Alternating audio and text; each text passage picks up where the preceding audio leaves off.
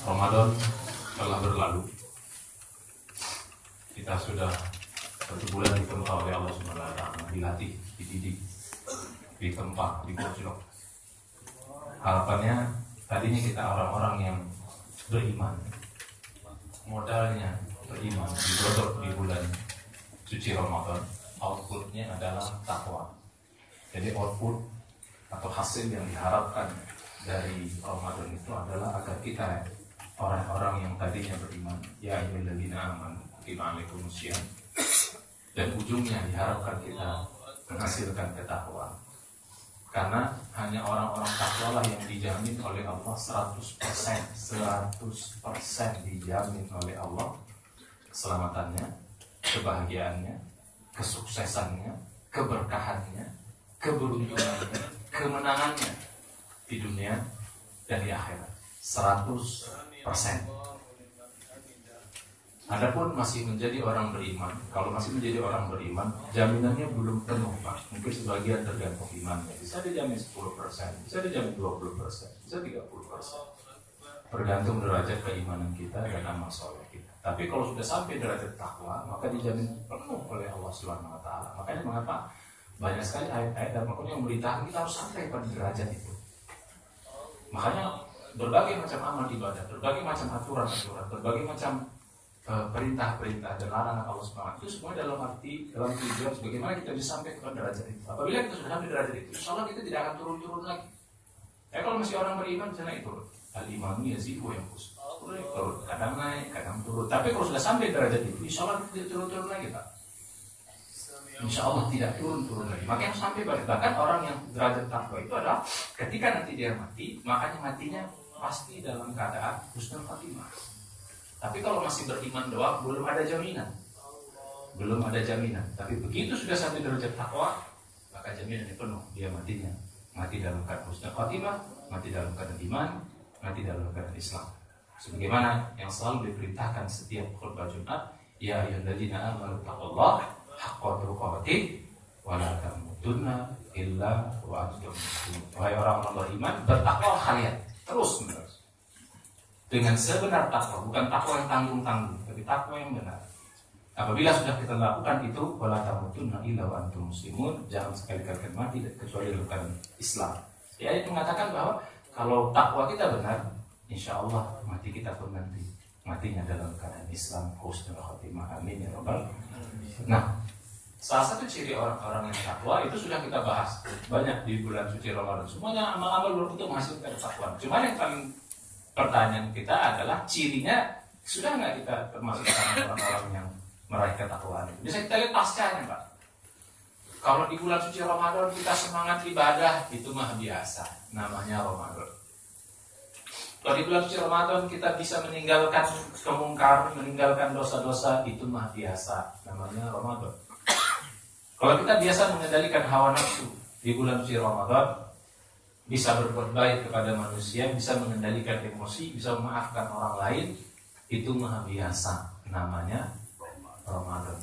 Tapi bisa nggak apa yang kita lakukan di bulan suci Ramadan itu kita istiqomah di luar itu? Nah, salah satu ciri orang bertakwa itu adalah istiqomah dia dalam keimanan dan amal soleh. Ini kita bahas bagaimana. Jadi orang takwa itu adalah kita istiqomah nggak ya? Nanti ada 7 yang harus kita pertahankan, ada 7 yang harus kita pertahankan. Itulah orang-orang istiqomah. Kalau ini sudah bisa kita raih, bisa kita praktekkan di luar Ramadan, maka kita bersyukurlah kita sudah termasuk ke dalam orang-orang yang bertakwa tadi. Jadi begitu. Jadi keistiqomahan itu penting. Makanya orang yang imannya istiqomah, amalnya istiqomah, matinya pun akan dalam keadaan iman juga. Sebagaimana ayat surat ke-41 Fussilat ayat 30 sampai 32, innal ladzina qalu rabbuna Allah tsumma istaqamu tatanazzalu alaihimul malaikatu alla takhafu wa la tahzanu wa abshiru bil jannati allati kuntum tu'adun nahnu awliyaukum fil hayati dunya wa fil akhirah wa lakum fiha ma tashtahi anfusukum wa lakum fiha ma tad'un nuzulan min ghafurur rahim. Sesungguhnya orang-orang yang mengatakan Tuhan kami adalah Allah, dia beriman, tsumma istaqamu, dia istiqomah dalam iman dan amal soleh, tatanazzalu alaihimul malaikatu, saat dia sakaratul maut maka turunlah malaikat kepadanya. Turun malaikat Nanti orang-orang yang istiqomah ini Pak, nanti saat sakaratul maut, malaikat yang datang adalah malaikat yang menghibur dia. Kita saat sakaratul maut ketakutan Pak. Ibu-ibu semua kita ketakutan saat sakaratul maut. Siapapun dia pasti saat sakaratul maut akan ketakutan. Tidak kuat kita menanggungkan bagaimana beratnya sakaratul maut, tekanan sakaratul maut itu berat. Siapapun dia pasti akan, apalagi sampai kita ya tentu saja nggak sanggup. Dia juga melihat malaikat maut itu nggak, malaikat maut itu termasuk malaikat yang paling mengerikan wajahnya. Itu wajah aslinya mengerikan. 3 malaikat yang mengerikan itu Pak, wajahnya nggak kuat kita melihatnya. Satu malaikat Malik menjaga neraka, yang kedua malaikat Jawania yang menggebukin orang di neraka itu. Yang ketiga adalah malaikat maut. Nggak sanggup kita melihat. Nah saat sakaratul maut pasti orang ketakutan. Nah bagi orang-orang yang istiqomah dalam imannya, orang-orang takwa tadi, maka malaikat-malaikat datang menghibur dia. Apa kata malaikat? Allah takhaf, kau usah takut kamu. Wala tahzan, jangan kau merasa sedih. Jangan takut kamu terhadap masa depan yang kau hadapi, maksudnya kematian. Wala tahzan, jangan bersedih kau terhadap dunia yang kau tinggalkan. Wa abshiru bil jannati allati kuntum ta'malun. Gembiralah engkau karena surga sudah menanti engkau di depan. Maka dalam hadis dikatakan orang yang takwa ini saat dia mati surga dilampahkan di depan. Wa abshiru bil jannati allati kuntum tu'adun. Bergembira bahwa surga yang sudah dijanjikan kepadamu. Nahnu awliyaukum fil hayatid dunya, kata malaikat. Kami adalah pelindungmu saat di dunia dan saat sakaratul maut ini, wa fil akhirah, dan nanti juga di akhirat kami yang akan melindungi kamu. Walakum fiha ma tashtahi anfusukum, dan di dalam surga itu dijanjikan terhadap segala macam hal yang menyenangkan dirimu. Segala hawa nafsu akan terpenuhi di situ.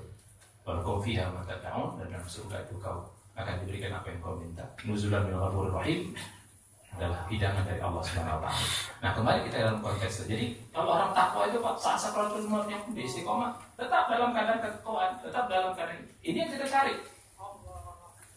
Karena kalau sekalian, sebelum sakaratul maut, Pak, sebelum malaikat maut datang, ini saya bukan nakut-nakutin, tapi menjadi peringatan kepada kita supaya kita jangan tenang-tenang aja. Kita merasa aku udah beriman, udah sholat, udah puasa, aman. Supaya kita jangan merasa aman dari itu. Karena sesaat kita sebelum sakaratul maut, setan iblis sudah minta sama Allah untuk menggoda sebelum malaikat maut turun. Jadi kira-kira saat Pak, kita nggak tahu berapa lamanya. Pokoknya sesaat sebelum malaikat maut turun, sebelum membeli itu iblis akan menggoda keimanan kita. Itu ujian iman terakhir. Digoda oleh setan, digoda oleh iblis. Dalam hadis dikatakan dia berbentuk orang yang paling kita cintai yang sudah meninggal. Dia akan mengajak kita kafir. Kamu kafir, kamu masuk Yahudi, kamu masuk Nasrani, kamu masuk Majusi, kamu. Dia mengajak begitu. Tuhan itu gak ada. Makanya mengapa saat orang yang mau sakaratul maut itu harus diapain? Harus diapain? Kata Nabi, lakinu mautakum bila ilaha illallah. Talkinkan orang yang mau mati di antara kamu dengan kalimat lain. Kenapa? Karena saat itu sedang dia berjuang. Setan sedang menggoda dia, mengajak dia kepada kafiran. Makanya kita katakan la ilaha illallah supaya dia tetap konsisten dalam keimanan. Kan itu ujian paling berat, Pak. Ini namanya last examination atau final examination. Ini ujian terakhir. Dan iblis minta itu kepada Allah Subhanahu wa taala ketika dia kutuk. Lihat nanti dalam surat ke 38 Shad ayat 83, 82 sampai 84. Itu iblis minta. Tapi izzatika la ughwiyannahum ajma'in. Ya Allah, dengan kemuliaan aku minta agar aku bisa menyesatkan mereka sampai nanti mereka sebelum sakaratul maut. Kata Allah, silakan. Seperti permintaan. Tapi selama mereka masih beriman, selama mereka ikhlas dalam iman dan istiqamah, maka mereka selamat. Nah, kita lihat oleh itu Pak. Jadi ini memang agak berat ini. Makanya kalau kita istiqamah, insya Allah saat kita sedang sakaratul maut itu, sebelum malaikat maut datang, malaikat-malaikat yang tadi itu udah ngepung kita, udah jagain kita. Jadi setan nggak bisa masuk lah. Yang surat 41 ayat 30 tadi. Setan udah nggak bisa masuk, udah diblok oleh malaikat-malaikat yang akan menghibur kita. Diblok, nggak bisa masuk. Nah pertanyaannya Pak, siapa yang menjamin saat kita sakaratul maut kita berada dalam banyak orang dan orang mentalkinkan kita? Siapa bisa menjamin? Kita sedang sakaratul maut, amin orang la ilaha illallah, sehingga kita masih ingat terus. Bagaimana kalau kita matinya mendadak? Bagaimana kalau kita mati dalam kecelakaan? Nauzubillah kita mati dalam kita. Makanya beruntung kalau ada orang mati, Pak, matinya sakit itu beruntung sebenarnya. Itu banyak bonus ya. Karena dia sakit, banyak yang mengunjungi, dosanya terhapuskan, banyak orang yang bisa mentalkinkan dia. Yang repot tuh mati mendadak. Itu yang repot. Karena kita bertanggung jawab terhadap diri kita sendiri, nggak ada yang mentalkinkan kita. Kemarin saya punya ada teman istrinya Ramadan, sore-sorenya dia masih bersama, buka puasa bersama gitu. Suaminya pergi keluar, ya, karena ada acara lagi. Istrinya habis maghrib meninggal istri. Bagian coba, tiba-tiba saja. Tidak tahu tidak boleh. Nah, orang-orang yang istiqomah dalam iman dan amal solehnya, orang-orang bertakwa itu dia akan melewati masa kritis. Kenapa? Karena dia dijaga oleh para malaikat. Nahnu awliyaukum, kata malaikat. Kamilah pelindung-pelindungmu fil hayatid dunya, ketika kau di dunia, termasuk juga saat kau sakaratul maut, kami yang melindungi kamu. Wa fil akhirah, dan nanti di akhirat kami yang akan melindungi kamu, kata malaikat, atas perintah Allah Subhanahu wa taala. Lalu kan terus sekalian, mari kita istiqomah dalam amal-amal kita. Mari kita istiqomah dalam iman kita. Supaya apa? Saat sakaratul maut nanti kita mati dalam keadaan wala tamutunna illa wa antum, mati kita dalam keadaan Islam. Dan itulah harapan kita. Mudah-mudahan kita semua setelah Fatimah, amin. Nah, pertanyaannya apa yang mesti kita istiqomahkan? Ya, pokoknya hampir semua dalam Ramadan itu kan pertama apa yang kita istiqomahkan? Istiqomah pertama adalah mari kita istiqomah dalam menyempurnakan ibadah-ibadah wajib, terutama sholat. Harus kita menyempurnakannya. Bapak-bapak semua yakin kita semua, orang pasti akan sempurna ibadah sholat. Ya, sholat di tepat waktu, datang ke masjid, kita rajin ke masjid. Sempurnakan ibadah-ibadah yang wajib. Zakat, masih kita tidak ada orang berani mengeluarkan zakat. Makanya banyak orang mengeluarkan zakat di Ramadan. Nah, jadi gitu. Nah, pertanyaan saja, Ramadan itu bukan hanya sekedar keluar zakat, di luar lain pun ada zakat-zakat yang lain yang harus kita keluarkan juga. Sempurnakan yang wajib-wajib. Itu istiqomah yang pertama. Sempurnakan. Mulai sekarang yang biasa sholat di masjid 5 waktu atau 2 waktu, isya minimal 2 waktu lah. Isya sama subuh itu minimal. Paling banter kalaupun nggak bisa isya, subuh jangan lewat. Karena orang yang sholat subuh di masjid tak berjamaah itu nilainya dia dapat pahala sama dengan sholat malam semalam suntuk. Ya kalau bapak luput sholat malam, sholat masjid aja, sholat subuh di masjid, bapak mengcover semua sholat malam dari awal sampai akhir. Kalau sholat isya separuh, siapa yang sholat isyanya di masjid dapat separuh sholat malam. Ya. Berarti kalau dia sholat isya dan subuh di masjid, dapat pahala 1,5 malam. Itulah minimal. Mungkin bapak orang-orang yang bekerja minimal. Tapi kalau tidak tetap konsisten. Nanti kita bahas apa ya untungnya orang yang istiqomah. Nah yang kedua, yang mana? Nah, cari amal-amal yang sunat ya di Ramadan itu yang kita nikmati, yang bisa kita teruskan. Cari 1, 2, 3, cari mana kira-kira yang kita bisa konsisten, yang kita bisa nikmati, yang tidak ada keterpaksaan mengerjakannya. Ya kira Bapak di bulan Ramadan itu gunanya Ramadan itu bulan ibadah, pasti ada yang nyangkut Pak. Salah 1 atau 2 atau 3 ada yang nyangkut ibadah yang kita senang. Itulah salah satu gunanya Ramadan. Cari, kita istiqomahkan. Apakah puasa Senin Kemisnya kan nanti yang nyangkut? Makanya kita dianjurkan habis sholat puasa Ramadan, puasa Syawal. Itu kan untuk menjaga konsistensi. Akhir itu nyangkut jadi Senin Kemis. Minimal Senin Kemis. Ada yang nyangkut. Apalagi misalnya qiyamul lail, kita kan selalu bangun malam, sahur. Ya jangan sampai kebiasaan bangun malam. Kalau nikmat ya, kalau terpaksa banget ya jangan. Istiqomah itu salah satunya Pak yang kita nikmati. Kalau yang sampai jungkir balik dulu kita ya usahalah. Karena itu ibadah sunnah. Jadi cari ibadah-ibadah sunnah yang kita masih bisa meneruskan dengan baik. Dan tanpa keterpaksaan kita nikmati. Masa gak ada sih? Selama sebulan gak ada yang nyampur satupun. Kalau gak ada, berarti Ramadan ini gak betul. Jangan-jangan ibadahnya memang malas-malasan doang. Tapi kalau kita memang Ramadan itu kita memang biasa melakukan ibadah-ibadah yang terbaik, pasti ada yang nyampur. 1, 2, 3. Sedekahnya kah? Baca Qur'annya kah? Duhanya kah? Qabliyah ba'diyahnya kah? Qiyamul lailnya kah? Apa? Zikirnya kah? Membaca ilmu agama kah? Dan lain sebagainya. Harus usahakan ada yang nyangkut dari amal-amal sunnah yang di bulan Ramadan. Itu yang kedua. Nah, yang ketiga adalah istiqomah menghindari hawa nafsu atau istiqomah menghindari atau meninggalkan yang maksiat. Jangan sampai Ramadan maksiat bisa ditinggalkan, habis Ramadan back to basic.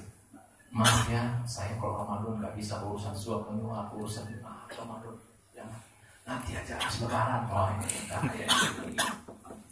Jadi kalau kita bisa mengendalikan di bulan Ramadan, yang haram itu Pak, biar Ramadan, biar tidak Ramadan tetap haram judulnya. Kalau makruh oke lah. Kalau makruh Ramadan pun tinggalin. Kalau makruh Ramadan tidak ada toleransi. Makruh haram tinggalin dua-dua. Tapi kalau di luar Ramadan oke lah. Minimal haramnya kita tinggalkan. Kalau makruh oke lah. Masih bisa. Makruh itu dosa-dosa kecil Pak. Ya dengan kita sholat, dengan kita istighfar hilang yang makruh. Cuma jangan sampai makruhnya terus menerus. Karena kalau makruh yang terus menerus jadi gede ya. Ya kalau kolok terus menerus jadi gede ya. Dia merokok terus sekali-sekali ya, sekali pagi, besok sekali lagi, mudah-mudahan gitu. Jangan sekali pagi, sekali zuhur, sekali asar, sekali maghrib. Wah, itu banyak juga. Karena kata Nabi, yang kecil itu kalau terus-menerus dan banyak, terus-menerus dia akan jadi banyak. Yang banyak itu kalau kita berhenti, kita istighfar, kita taubat jadi habis. Jadi yang ketiga, Pak. Yang ketiga, yang haram-haram, no, tinggalkan. Dia semampu kita. Nah, yang keempat adalah hablum minan nas, mari kita jaga. Nah, ini hablum minan nas kita mari kita jaga. Ya selama ini kita mungkin hablum minan nas ya udah baik di bulan Ramadan. Nah, di luar Ramadan coba hablum minan nas kita jaga. Karena jangan sampai hablum minan nas terbaik di dalam bulan Ramadan, begitu Ramadan udah tidak bisa lagi mengendalikan hawa nafsu. Dia marah-marah lagi, mulai mengumpat, mulai mencela, mulai menggosip. Ya gara-gara apa? Ya gara-gara udah gak ada Ramadan lagi, ya jangan. Yang haram baik di luar Ramadan tetap haram. Yang wajib baik di Ramadan maupun di luar Ramadan tetap wajib. Berbuat baik kepada manusia itu adalah kewajiban. Hablum minan nas kita. Makanya ciri-ciri orang bertakwa itu adalah hablum minan nas baik. Mari kita jalan kebaikan-kebaikan itu di hablum minan nas kita. Ya alhamdulillah ya, kita Indonesia ini punya kebiasaan halal bihalal. Cuman halal bihalal jangan diartikan cuma kumpul-kumpul doang. Ini ada membangun silaturahim yang bagus. Ya, mari kita silaturahim kita yang saling memaafkan dan lain sebagainya. Jadi yang keempat, yang kita harus istiqomah. Istiqomah dalam berbuat baik kepada manusia. Nah, yang kelima adalah istiqomah dalam ini yang penting juga sering kita lupakan. Apa itu? Istiqomah dalam istighfar dan taubat. Ya, kemarin kita banyak istighfar, banyak taubat. Oh, ini juga tahu itu taubat istighfar. Taubat paling bagus itu 10, bukan 10 kan sepertiga malam terakhir atau mau subuh waktu sahur itu bagus. Istighfar taubat terus kita lazimkan. Karena kata Nabi, orang-orang yang lazim taubat dan istighfar itu adalah salah satu orang yang tidak akan disiksa oleh Allah, yang akan selalu diberi keampunan. Walaupun mentang-mentang saya sudah dicuci Ramadan kemarin, ya udah nggak usah taubat lagi, jangan, tetap aja perbanyak. Karena salah satu hikmah taubat dan istighfar itu jadi benteng. Jadi bukan hanya dia mohon ampun, jadi istighfar itu bisa menjadi benteng dari maksiat. Jadi fungsi istighfar itu banyak, Pak. Jadi bukan hanya kita mohon ampun kalau kita salah, termasuk dia menjadi benteng ketika kita supaya jangan salah. Macam Rasulullah itu istighfarnya bukan karena banyak dosa, tidak. Istighfarnya Rasul itu benteng, mencegah. Jadi istilah kalau kita yang maksiat, astagfirullah, itu salah terjadi kalau ini. Tapi kalau astagfirullah melotot juga, itu istighfarnya berarti ada nggak betul, berarti nggak maju istighfar. Jadi istighfar itu benteng, perbanyak taubat dan istighfar. Nah itulah ciri-ciri orang istiqomah, orang takwa istiqomah. Nah yang kelima, yang keenam adalah istiqomah dalam menuntut ilmu. Orang-orang kita rajin menuntut ilmu agama kan. Di luar ini harus juga rajin menuntut ilmu agama. Karena ilmu agama, setan tuh paling takut sama orang yang berilmu agama. Paling takut setan tuh. Jangankan sama bangunnya, tidurnya aja setan tuh takut sama orang berilmu agama. Tapi kalau kita orang bodoh, itu setan paling senang sama orang bodoh. Karena orang bodoh itu paling mudah digoda, paling mudah digelincirkan. Maka setan tuh paling takut sama orang berilmu. Dan nanti katakan tidurnya orang yang berilmu lebih ditakuti oleh setan daripada ibadahnya orang yang bodoh. Jadi kalau kita lagi sholat, Rasulullah itu pernah masuk ke dalam masjid. Terus tiba-tiba Allah buka yang gaib, dia lihat setan lagi terbirit-birit keluar masjid. Rasulullah takut. Rasulullah itu ke masjid, takut apa? Dia di masjid ada dua orang, satu orang sholat, satu orang tidur. Terus Rasulullah panggil setan, kan dia. Mari lah kalau kita begitu. Kamu takut sama yang mana ini? Dua orang ini. Aku takut sama orang dalam. Sama yang mana? Ada yang tidur, ada yang sholat. Aku harus tidur. Kok bisa begitu? Yang tidur dia pakai ilmu, kayak berilmu. Yang bangun itu, yang sholat itu tidak berilmu. Jadi ibadahnya orang nggak berkata setan, kalau ibadahnya orang nggak berilmu tuh nggak usah digoda, Pak. Udah tergoda sendiri dia, Pak, gitu loh. Allah Akbar sholat. Nggak usah digoda setan dah. Kemana-mana dia. Udah nggak usah digoda lagi. Jadi tidurnya aja setan takut, apalagi bangunnya. Nah orang ibadahnya setan nggak takut, apalagi tidurnya. Oh, jadi setan betul dia. Jadi keenam, mari kita istiqomah dalam ilmu agama, yang menjagain kita gitu loh. Ya jangan pernah, minimal adalah seminggu sekali minimal. Makanya khutbah Jumat itu kalau bisa jangan tidur, itu ilmu, itu minimalnya lah gitu. Ambil ilmunya khutbah itu. Kan kadang nggak khutbah baru mulai innal hamdalillah tidur. Bangun-bangun wala dzikrullah akbar, baru bangun. Ilmu. Ya, istiqomah dalam ilmu. Karena ilmu agama ini, apalagi macam Bapak sekalian ya, kita bersyukur sekali kita berada di mayoritas dan Bapak berada di lembaga yang pengajian hidup. Ini mari kita manfaatkan untuk menimba ilmu agama. Cuma saya bilang tadi, ilmu yang bagus itu ilmu yang begitu kita dapat membangun kesadaran yang dengan ilmu itu kita beramal. Cuma ilmu itu ada 3 tingkatan, Pak. Harus 3-3-nya kita kerjakan. Pertama, ilmu ceramah namanya tabligh. Nah, ini tabligh namanya ini. Ini menjadi pintu pertama. Pintu kedua harus namanya taklim. Taklim itu pendalaman. Nah, ini kadang-kadang kita kurang terhadap taklim. Tabligh mungkin sering nonton TV, ya dengar ceramah Ustaz itu semua rata-rata itu adalah tabligh. Jadi sekarang ini tabligh itu membuka wawasan atau mengisi wawasan. Tapi untuk menambah pendalaman kita perlu taklim. Taklim namanya, Pak. Taklim itu kajian khusus. Kajian sholat khusus, jadi lebih detail. Kajian puasa yang benar, lebih detail. Lebih detail ya. Ini taklim, ini penting. Karena banyak kita tahu, secara umum tahu, tapi detailnya nggak tahu. Tahu supaya kita harus A, harus B, harus. Cuman bagaimana detailnya, ada detailnya. Kita harus taklim. Yang paling tinggi adalah namanya tadabbur. Paling tinggi. Tadabbur, tafahum itu lebih dalam lagi. Ini bisa para, ya kalau kita nggak usah sampai itulah. Ini tingkat orang ulama yang mau mendalami, ya harus sampai pertama. Kalau kita baca Quran, yang namanya taklim itu baca terjemahannya, gitu. Kalau namanya taklim itu lebih kita mulai baca tafsir. Kalau udah tadabbur itu lebih dalam lagi. Supaya kita dapat. Kalau sudah kita tadabbur, namanya hikmah, Pak. Muncul namanya hikmah. Kalau taklim muncul namanya skill. Tapi kalau cuma tabligh itu cuma apa? Cuma pengetahuan saja. Nah, harus 3-3-nya kita kerjakan. Saya berharap juga nanti lembaga ini juga harus bangun 3-3-nya. Harus ada tablighnya, ada taklimnya, ada tadabburnya atau tafakurnya. Lebih dalam lagi. Minimal kita sampai pada taklim lah, itu minimalnya. Itu yang ketiga. Yang keenam yaitu istiqomah dalam apa? Istiqomah dalam apa? Istiqomah dalam ilmu. Nah, ini yang terakhir yang juga agak kita sering kita tinggalkan. Bapak sekalian, ini pesan saya ini. Munculkan yang namanya ibadah unggulan. Jadi istiqomah itu, Pak, cari kira dari yang sudah yang kita istiqomahkan, ada nggak satu amal yang kita bisa jadi unggulan kita kira-kira gitu. Coba cari itu, nomor 7. Jadi dari semua tadi ibadah yang kita sudah list banyak, jadi kira-kira satu yang paling kita nikmati, yang paling kita senangi, yang kita nggak mau ninggalinnya, kira-kira gitu. Yang jadi amal unggulan kita, kalau bisa dapat. Itu pesan saya nomor 7. Catat, Pak, namanya wasilah. Satu saja kita punya dapat wasilah, Pak, dalam amal kita, Pak. Masuk surga kita punya akses. Kata Nabi di surga itu ada namanya surga itu punya pintu-pintu. Tergantung pada amal unggulan kita. Ada orang amal unggulan pintu sholat, pintu puasa, pintu sedekah, pintu zikir, pintu Quran, pintu taat kepada orang tua, taat kepada suami. Banyak pintu-pintu yang surga itu. Banyak pintu-pintu. Itu hanya bisa dimasuki oleh orang yang punya amal unggulan. Abu Bakar berkata, ya Rasulullah, ada nggak orang yang bisa masuk semua pintu? Ada. Aku berharap kau salah satunya. Abu Bakar bisa masuk dari semua pintu. Kenapa? Semua amalnya unggulan.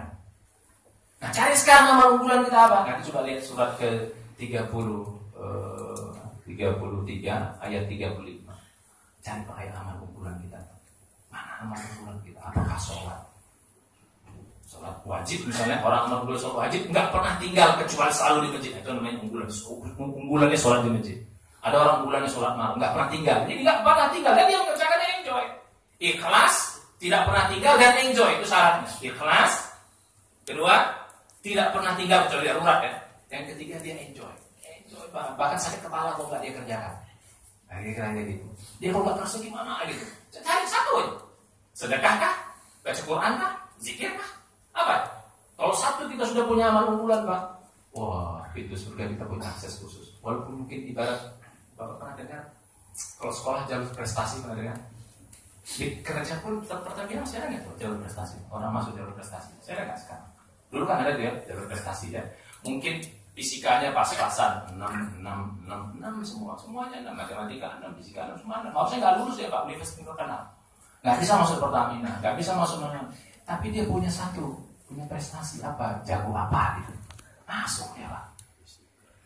Sekolah ada tuh Pak. Jadi orang sekolah-sekolah unggulan ada namanya jalur Japres namanya. Jalur prestasi. Nah sama ternyata surga juga gitu. Mungkin sholat kita pas-pasan, semuanya pas-pasan. Tapi yang wajib-wajib dan kerja pas-pasan juga. Satu yang unggulan Pak masuk kita. Tapi kalau gak ada unggulan semua pas-pasan, ntar dulu belakangan kita yang orang-orang luar masuk. Dan orang yang punya amal unggulan Pak, doanya makbul. Ini namanya wasilah. Nanti surat bukanya surat 33 ayat 35 sama surat 5 ayat 35. Ini tentang amal unggulan. Cari amal unggulan kita apa? Terserah apa saja amal unggulan kita. Mau sedekah, baca Quran. Bisa juga hablum minannas, berbakti kepada orang tua. Ada yang taat kepada suami. Oh, taatnya gak usah pokoknya. Nah, salah satu ciri amal unggulan saya kata dia. Tadi apa? Ikhlas. Yang kedua, tidak pernah tinggal. Yang ketiga, dia enjoy. Yang ciri yang keempat, nggak bisa ditiru orang atau sangat susah ditiru orang. Jadi kalau tak punya kawan, lihat amal orang yang ini mah susah ditiru, itu amal unggulan teman. Asal yang tiga tadi. Nah kita juga yang sulit ditiru orang Pak. Memang karena apa? Ya karena tadi udah dia enjoy istiqomah. Banyak orang istiqomah kadang-kadang nggak enjoy.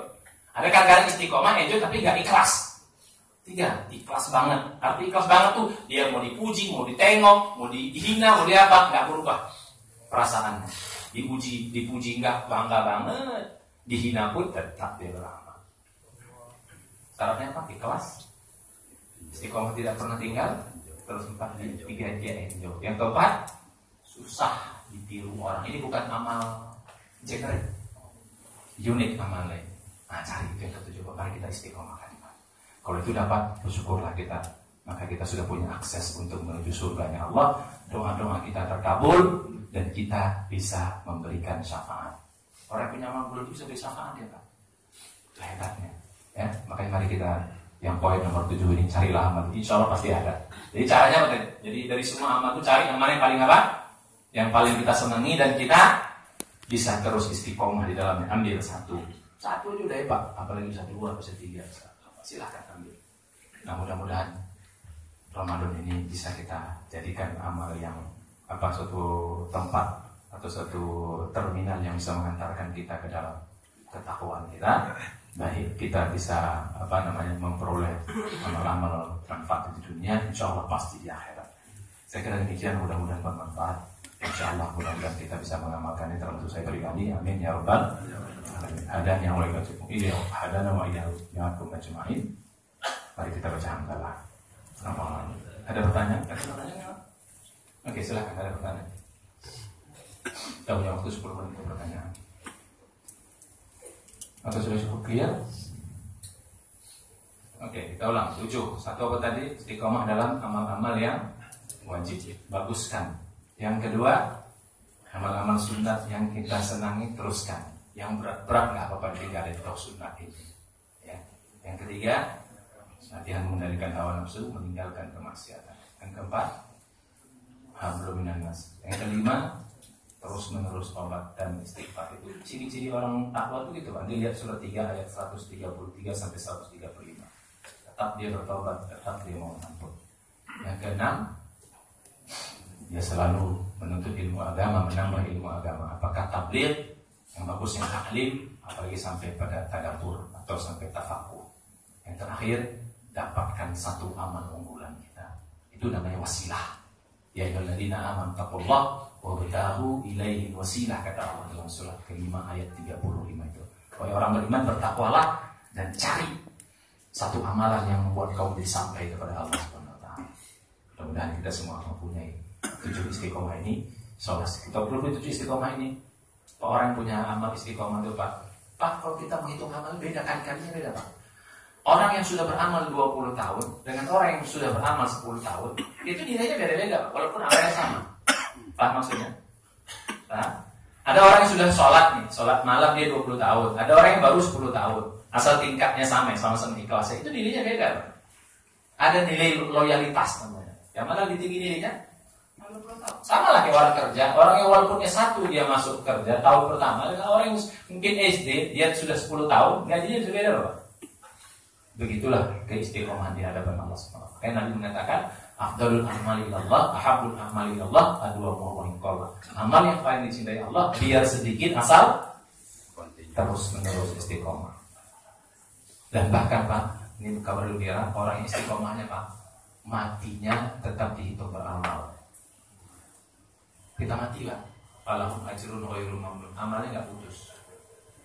Kalau kita mati Pak, dosa kita berhenti. Tapi makanya kalau dalam hadis katakan, ya Allah jadikanlah kematian kami membuat dosa kami berhenti. Itu maksudnya apa? Dosa berhenti, amal berhenti nggak? Tidak. Bagi orang istiqomah amalnya nggak berhenti Pak. Jadi pantas orang istiqomah itu pasti masuk surga. Kenapa? Karena dia mati Kita istiqomah nih Pak, Bapak istiqomah sholat malam. Tiba-tiba kita sakit nggak sholat malam, tetap kita pahala sholat malam. Kita biasa puasa Senin Kamis, ya. Terus kita nggak bisa Senin Kamis karena apa? Ada gangguan atau karena sakit atau kita dalam kerjaan, tetap kita dihitung Senin Kamis. Kita biasa zikir, biasa baca Quran. Kalau kita sudah biasa, kalau kita terganggu karena darurat atau hal yang lain, tetap kita dihitung beramal soleh. Bahkan kalau kita mati pun, tetap kita dihitung beramal soleh. Untung nggak? Maka carilah orang-orang istiqomah. Makanya orang istiqomah itu pasti mati dengan husnul khotimah insyaallah. Mudah-mudahan kita termasuk dalam kelompok itu semuanya. Amin ya rabbal alamin. Demikian, wassalamualaikum warahmatullahi wabarakatuh. Subhanallah. Assalamualaikum warahmatullahi wabarakatuh.